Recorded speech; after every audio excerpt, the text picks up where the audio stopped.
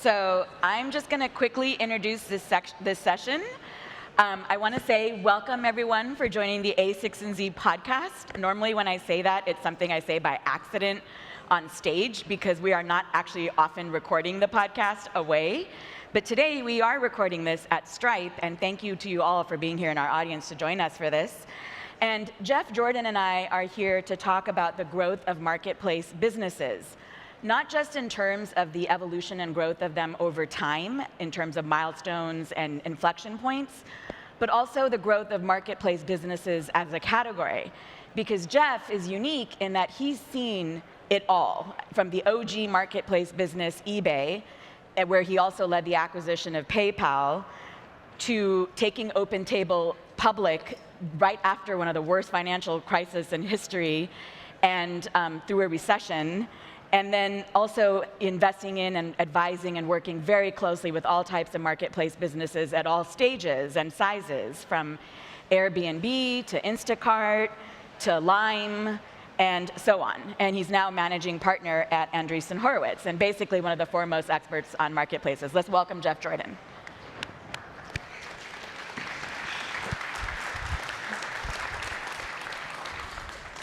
Thank you for being here, Jeff. Thank you, Sonal. This is a little different than we usually do. I know. Normally we're in a room, just the two of us, without anyone watching, and then I get to edit out all the cuss words. But I guess on this one, we'll just kind of... I'll try to manage my... I think I'm the one who has more of a problem with that. Anyway, I guess just to get started, I want to chunk this up into 3 parts. Let's talk about some of the building blocks and measures for marketplace businesses, and then specific issues and challenges in scaling and growing them. So one of my first questions for you is that you have a very unique vantage point, as I've shared, and sort of a pattern recognition. I normally hate that phrase, but in this context, it actually makes sense. And just to give people in the room context, it's funny, because I've seen you in the pitch room, and Jeff does this really funny thing where he goes up to people's slides when they're presenting, and he squints, and he has his glasses on, and he looks at it really closely to look at the numbers and the financials. And it's sort of like looking at the matrix, and it's like, I see the matrix, and you see truth in the numbers. And so one of my first questions for you is, what are the key measures for you when it comes to evaluating and really telling apart a good marketplace business from a not so good one? I mean, what makes marketplaces so interesting from my perspective is if they work, they can be defensible, and the defensibility is network effects. So essentially what I'm looking for in, as an operator as well as an investor, in looking at marketplaces, are there early signs that network effects are happening? And typically, network effects is defined as the business gets more valuable the more people who use it. And so, for example, when I was doing diligence on OpenTable, I said, it was pretty early, I said, just show me San Francisco. I just want to see San Francisco's metrics. It's the oldest market. It should be improving as the number of restaurants and number of diners scaled. And in that case, every single metric was improving dramatically within each metro. It was not easy to see in aggregate because the total was a blend of a bunch of metros, but when you dissected the early ones, they were just exploding, increasing returns, everything you look at. So that's basically what you're trying to find early. Right. So I'm hearing basically that obviously that the aggregate picture doesn't really tell you as much as kind of breaking it down. But if you were to dig in, and I of course it varies, and I'm sure all the businesses in this room are very different types of marketplace businesses, but in general, are there 1 or 2 key metrics that are sort of your magic numbers that you just sort of hone in on? I mean, the big one in marketplace is show me the money. So I look at GMV, listings, and conversion rate.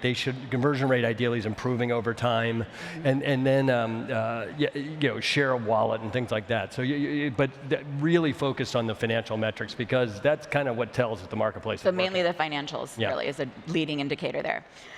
Okay, so how does this change over time, though? Because you've also seen a lot of business, because the whole theme of this is growth and change over time. What are the points where, especially with all the businesses you've been seeing, especially if they're trying new lines of businesses, trying to expand into new areas or product lines or different models, what are the things that are what you might think of as the catches or the tells, or Yeah. I mean, one of the perennial trade-offs is, do I go for footprint or monetization kind of thing? When I was at PayPal, I had just taken over, and my board buddy was Scott Cook, founder of Intuit, one of the smartest people I've met in Silicon Valley. He's awesome. And he said, what are your observations? And I said, Scott, the good news is there's opportunity everywhere. The challenge is, what do I take on first? And he gave me a mindset that was incredibly helpful to me, which was, there's two motions in a network effect business. You can grab land and till land. Grabbing land is increasing your footprint. Tilling land is working on monetization and more money. He goes, you cannot till land you haven't yet grabbed. So your initial motion should be all around grabbing land. The land grab. Once you've grabbed it, and with network effects, you have the luxury of time to then increase the monetization. And so for me, that's the first motion, is grab the land. And then at some point, you get the luxury of saying, okay, now that I have all these users, what can I give them that creates value for them, and as a result, value for us? So then I have a question about scaling and expanding geographies then. Yeah. Because that seems to be a perennial question for all types of businesses, which is, how do you expand beyond your local market, whatever that is, a geographic local market, a contained locality, or international expansion. And everyone says, I've worked with a lot of our founders, and they talk about, like, I just really need to grow into new markets, but how do you know when to do that? Well, for me, the key is securing your initial market such that you've won it, and then expanding from there. So in truly local marketplace businesses like OpenTable or Instacart, you are literally going market by market and trying to win. And so, you work hard early to get product market fit in that market. Once you get it, you have to go really fast, because others will have watched what you're doing. And for me, one of the counterexample was Grubhub, where Seamless won New York and the corporate market. Campus Food won the universities. Grubhub was in the suburbs. And they ended up being just a huge roll-up that meant that the Grubhub shareholders got diluted each time they bought different pieces of the network. And so ideally, you don't want that situation. You want to go grab it. And so Instacart, I think they're talking later today, was fascinating. And once they figured out, got product market fit, had comfort they were working, they went basically national in a year and a half. And it was very impressive to see.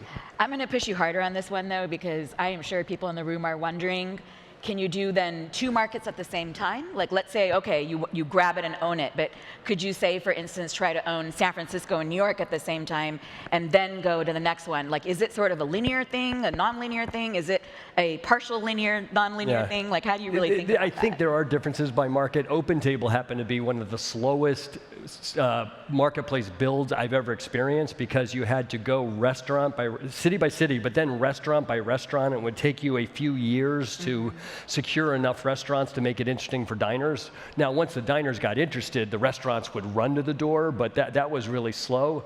In others, you advocate go as fast as you can, just because once you've won the core market, go win as many more markets as you can, and once you won your country, go abroad as fast as you can, kind of thing. But that's the trade-off, is speed versus quality in that case. Well, speaking of speed versus quality and this sort of balance between, I love how you described it as tilling versus owning the land, grabbing the land versus tilling it. As you scale a business, because that's the big question here as well, is sort of hyper-scaling. I don't love that phrase either, but just really scaling, growing fast. How do you make that trade-off? Because let's be honest, you can't really do both at the same time. Very few people are really truly staffed up to truly execute on all cylinders, and if they are, great, but not everyone in this room has that. It's like trust. That's a really big topic. How do you think about trust, and what are some of your biggest lessons learned there? I mean, the interesting in trust, when we were at eBay, we were there was no playbook. No one had built an online marketplace, and so we were making up along the way. One thing that became obvious, it's called trust and safety. TNS. Trust comes when the marketplace is actually safe. So the real question is safety. And so at eBay, there was a small percentage of transactions that would not be safely conducted. And so early on, that was a really small number, but that small percentage of transactions as eBay grew order of magnitude became huge over time. And so we ended up viewing it as our responsibility to make the marketplace absolutely as safe as we can, and then that derivatively would help people trust the marketplace. So the platform is responsible for safety. And it's so easy to say, oh, that's not our job, but ultimately, it's your job, because the user experience on both sides of the marketplace is going to be contingent on actually making it safe. Right, so even if you're not technically a, quote, managed marketplace, where you have like the vetting layer and a certification layer, other models in between, you are always ultimately responsible. Yeah, no, I mean, and then the proof of that usually comes when people say, I'm going to put my money behind the safety. So at eBay, we debuted the buyer protection program. It was the first, instead of just saying it's the Wild West, make a good decision, we would say, if you do these behaviors, we will stand behind the transaction. And we gradually increase that. When Airbnb, right after we invested, a former host had blogged about a terrible experience where a meth addict got into her apartment and trashed it. I mean, it was really well written, unfortunately. The reality there was we put a few weeks, the management team did all the work, but a few weeks and retooled their entire approach to trust and safety, including they came out with the Airbnb guarantee at $50,000 per host, and they made it retroactive to day one of the business. And so that was putting your money where your mouth is, and that made the business a much better business. Yeah. It created trust for the host, created trust for the guests, and Airbnb then knows it has to manage a safe marketplace. If not, they will just, they'll hemorrhage money. How do they communicate that back to their users? I know it's a really tactical question, but I always wonder when it comes to that sort of thing, because there's so many ways. Like, do you do a press release? Is that sort of performative? Do you?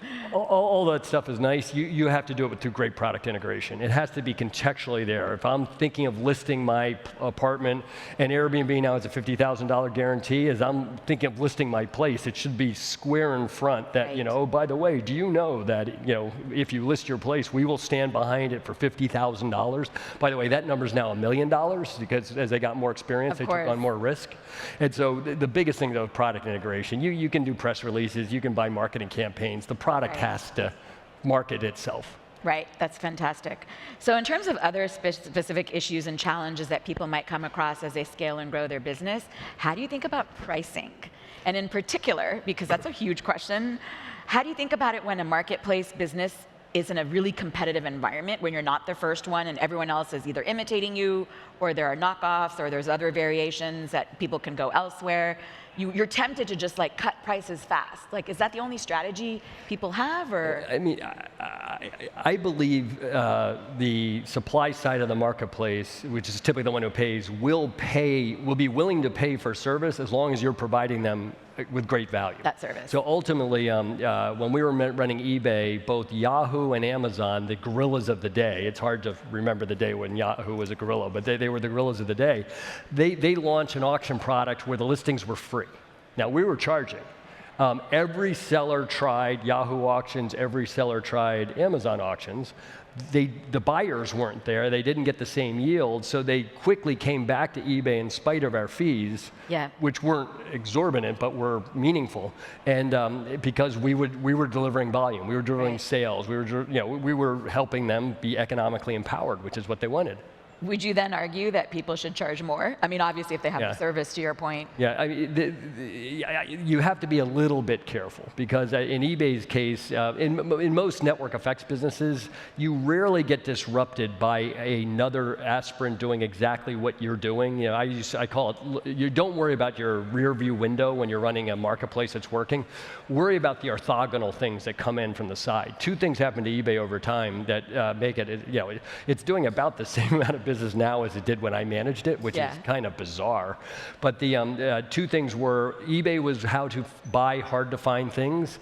Google came along and made it easier to find hard to find things. And so this came home to me. I was at an Intuit conference for Scott Cook, and the speaker after me was Sheryl Sandberg. And she gets on stage and is talking about the early days of Google, and she goes, we knew early on our key competitor was eBay. Yahoo, Right. Microsoft, no, they were focused on eBay, which was fascinating. The other was Amazon, used their retail footprint to offer a marketplace and integrated the listings onto their core marketplace, which was really well done. That one we saw coming and fought really hard. We didn't see the Google thing coming till it was probably too late. Oh, that's great. Let's talk about payments, because it seems obvious because we're at Stripe sessions, but honestly, from my perspective, as a layperson approaching this, I would think of payments as a utility, and of course it's a strategic advantage. So it could be considered fungible or not fungible in some circumstances. And so I'm really curious from your particular experience on the front lines of eBay and PayPal, how you navigated that whole build versus buy decision. So this was interesting. We actually had a digital payment play called BillPoint early at eBay. We had bought it as I was joining the company. So I'm managing the eBay marketplace, and the way payment was done at eBay in the early days was you'd win an auction, the buyer and the seller would email each other, negotiate the shipping costs, and then the buyer would go get a money order from a bank or the post office. And if it was from the bank, then it had another trip to go to the post office to mail the money order to the seller, who would get the money order, make sure it was good, and then ship the product. That would be called friction. I mean, it would take a couple weeks to finish a payment thing. So we knew that right up front, and so we bought BillPoint, which was not a good purchase.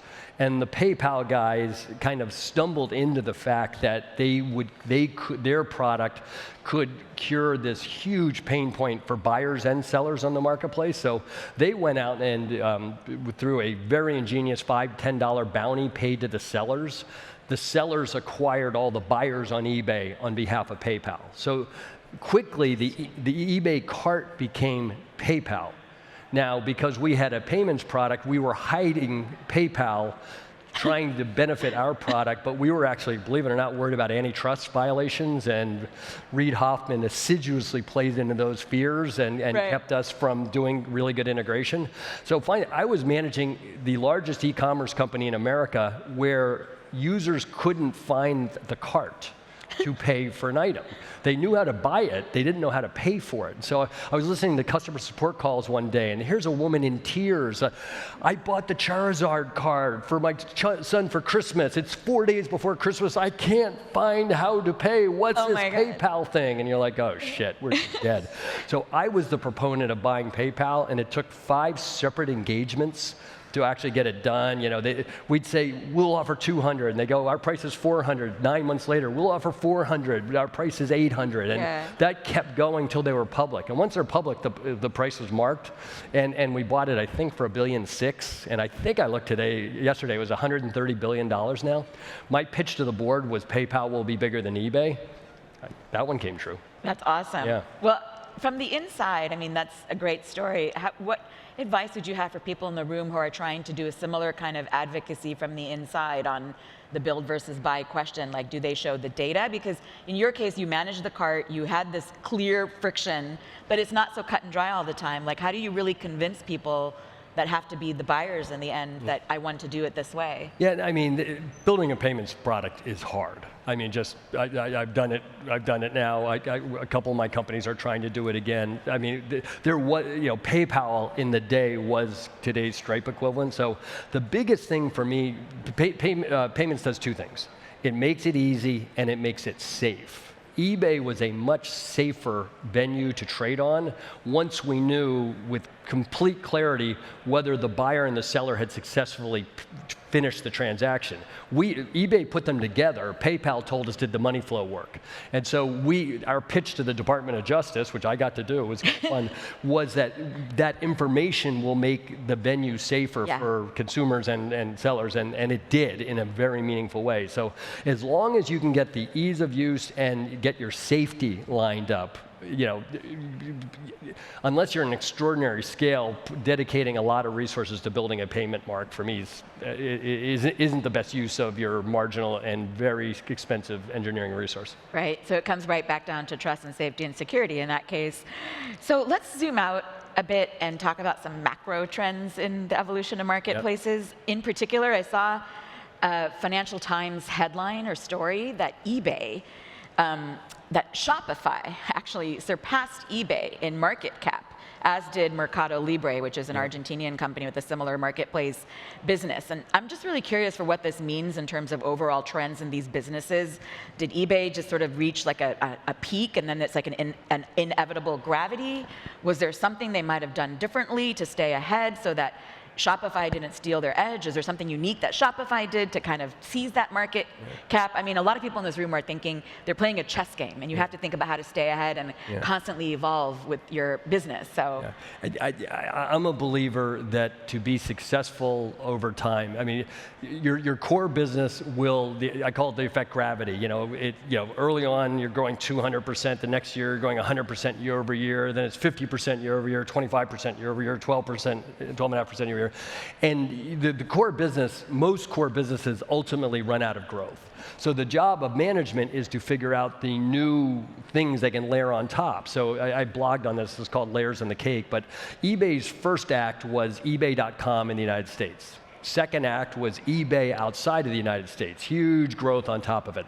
Third act was the payment business and integrated. Within eBay, we started as an auction, then we layered on fixed price. So growth was the result of constant innovation, trying to add value to your user base. I can't name a new feature on eBay in the last 10 years. And so I think once you stop innovating, what's that Woody Allen, Annie Hall line? What we have in our hands is a dead shark. They just stop growing. Yeah. Well, let's say you have even broader macro factors beyond even just internal gravity, so to speak, around competition and staying ahead and innovating. What if the broader factors are markets, like recessions? I mean, a lot of pundits have this fear that a recession might be coming, and you're someone who took a company public after one of the worst financial crises in history, or people said it's one of the worst ones since the Great Depression. Yeah. And if people in this room are thinking about, okay, what if a recession is coming? We don't know, what the barometer tells us. How should they think about planning now to stay ahead and adapt to that reality? I think some of it depends on the nature of the marketplace. We believed eBay was going to be counter-cyclical because people would be willing to work harder to earn extra money or save extra money, and that was the core use case in eBay. Contrast that with OpenTable, which was a marketplace around a high-end discretionary good. When we did our org session for the OpenTable IPO in mid-August 2008. We told the bank on the second week of August which one got the lead, which one didn't, and then we had the org session scheduled for the next Monday. Lehman Brothers, on the news that they didn't get the OpenTable IPO, declared bankruptcy on Saturday. Merrill Lynch, the bank we did choose, traded to Bank of America on Sunday. Over the weekend, our business fell by 15%. The number of diners booking restaurants in one weekend fell 15% because the sky was falling. People were digging holes in their backyard and throwing money into it. That was a bad weekend. And we organized, we meet for the org meeting Monday morning and go, this is not going well. So we ended up putting it on hold till the business got predictable because we didn't know if -15 was going to be -30 the next week. You just didn't know what was going to happen. But as soon as it became stable, we ended up going out. So OpenTable went public in May 2009, which if you look at the NASDAQ was about 25% of what it had been 6 months before, and we went out and had a great offering because the market is willing to look at a great company and give credit for it. So good businesses will survive. Yeah, I don't think you can time markets. I think it's the quality of your business. Yeah. On a more hopeful note, are there any interesting trends or things you're seeing in marketplace businesses today, given your vantage point, seeing all the companies? Yeah, like things that are exciting or interesting or different, or is it more of the same? I mean, they keep pushing it. The managed marketplace has been a real innovation, and there's some really, really good managed marketplaces that came out, Lyft, Uber, Instacart, things like that. That's an innovation. But largely, it's the same model. What's so interesting to me is, I'm on the board of Cadre, which is a high-end market for high-end commercial real estate transactions. It's got a lot of the same dynamics as eBay did with Beanie Babies. And so for me, I just love the similarities in marketplaces over time. I will tell you there are a few areas that I'm waiting for the marketplace to emerge, and it's been very slow. Ooh. One is services. just there are tons of attempts. It's shown itself really hard. Another is blue collar jobs. There is no good destination for blue collar jobs. The last is apartment rentals. I mean, it's a pretty crappy experience to do apartment rental. So there's still these large pockets of opportunity, and I've got a blog coming out in the next day or two talking about some of the areas I think are interesting opportunities. That's great. So just to wrap up, and I'm going to now go micro for a little bit because we have a little extra time, and I want to answer something that we did not answer in the beginning. For those in the room who are listeners of the A16Z podcast, the show is, as Jeff knows, highly edited. So this will actually come up in the front, and that's just that you're seeing it behind the scenes for how it really happens here. Can we do a quick lightning round of the specific metrics? Because we talked about metrics and measures, but we actually didn't quickly go through what they are and what. I mean, you literally dream metrics. I mean, I'm not in your head, but I see this. I'm sorry. Yeah. I'm sorry too. So, what are the hit list of metrics? And could you just quickly define them and sort of what you look for in them? I mean, if you abstract it way up, it's typically supply and demand.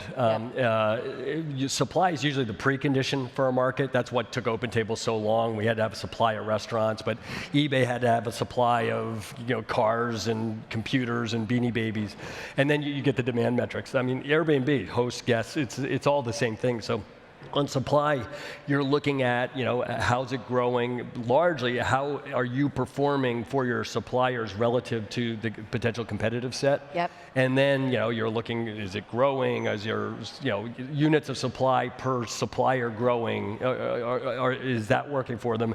And then buyer, it's essentially the same thing. How are they coming in? How are they staying? The cohort curves, we will drive people crazy asking for cohort curves, because if they're network effects, the cohort curves should be improving each period, and and they say the cohort curves tells you, are they improving? Are they not? Do they asymptote at some point that keeps them, keeps your user base robust and steady? I mean, what type of cohort curves do you mean? It could be anything. It could be demographic cohorts. What do you mean by cohort? I mean, the biggest, actually, number of suppliers selling on the platform. The first month is, if you find the first month is 100%, how many sell the second month? How many sell the third month? And typically the curves go like that. And if they don't flatten out, the marketplace is over. Same with the buyer. How many buyers, how many guests, 100% 1 year, then how does that slide down, and does it stabilize?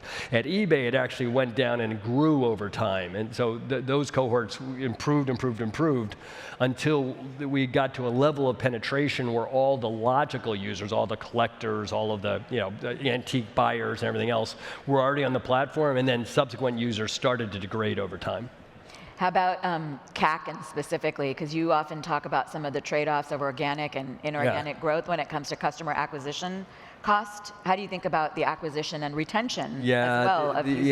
CAC has become a little bit of a obscene word for me, because the best marketplaces typically don't have to spend a lot to buy users. So when you see a CAC to LTV at an early stage business, what tends to happen, it can look really good at an early stage, and if you're in a competitive business, it tends to erode quickly over time, because as you scale your marketing budget and your competitors try to scale their marketing budget, CAC typically goes flying up, and the LTV goes down because there's competitors. They can take the business. So when we confront a CAC to LTV business, we often have a big concern on defensibility. How do you defend it? And for me, what makes marketplaces so incredibly interesting is they tend towards network effects if you're successful. And network effects are probably the best defense I can think of. I mean, my entire Silicon Valley career basically is network effects. eBay had them, PayPal had them, OpenTable had them, Airbnb has them, OfferUp, Pinterest.